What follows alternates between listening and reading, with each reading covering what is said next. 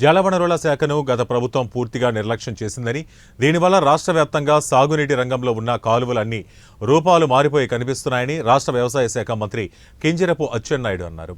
శ్రీకాకుళం జిల్లా టెక్కలి నియోజకవర్గం టెక్కలి మండల కేంద్రంలో 13 కోట్ల అంచనా వ్యయంతో నిర్మించనున్న పుట్టమహాదేవి కోనేరు అభివృద్ధి పనులకు జిల్లా కలెక్టర్ స్వప్న ఎల్ దినకర్ పుట్కర్తో కలిసి శంకుస్థాపన చేశారు. ఈ సందర్భంగా ఆయన మాట్లాడుతూ రానున్న 4 ఏళ్లలో టెక్కలి నియోజకవర్గం రాష్ట్రానికి తలమానికంగా తయారు చేస్తామని అన్నారు. Nursing college foundation tender పిలిచాం.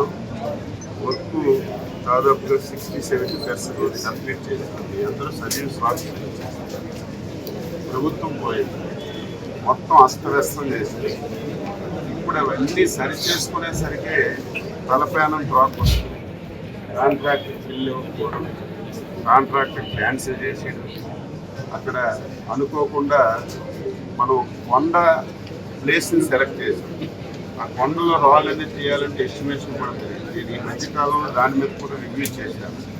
వీలైనంత తొందరగా ఆ సమస్య పరిష్కరించి కాంట్రాక్ట్కి రావాల్సినటువంటి ఏదైతే బిల్స్ అన్నీ క్లియర్ చేసి ఎమ్మెల్యేగా ఇంకో పని లేదు. తెల్లవారితే నర్సింగ్ కాలేజ్ ప్రతిరోజు నాకు చెప్తున్నాను. వీలైనంత తొందరగా ఆ సమస్యలన్నీ పరిష్కరించి మళ్ళీ అది తప్పనిసరిగా ప్రారంభిస్తారు.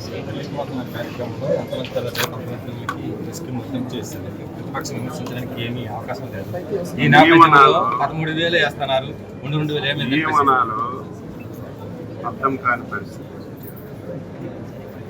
పడుకున్న వాడికి లేపడం కష్టం.